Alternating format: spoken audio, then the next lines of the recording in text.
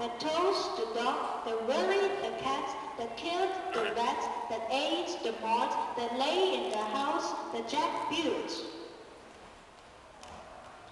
This is the man all tattered and torn, that kissed the maiden all forlorn, that milked the cow with the crumpled horn, that tossed the dog, that worried the cat, that killed the rat, that ate the moth, that lay in the house that Jack built.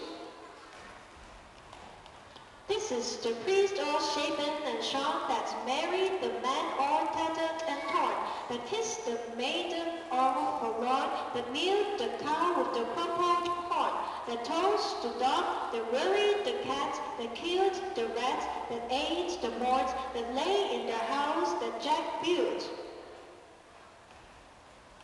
This is the cock that crowed in the morn, that waked the priest all shaven and shorn, that married the man all tattered and torn, that kissed the maiden all forlorn, that milked the cow with the crumpled horn, that tossed the dog, that worried the cat, that killed the rat, that ate the moth, that lay in the house that Jack built.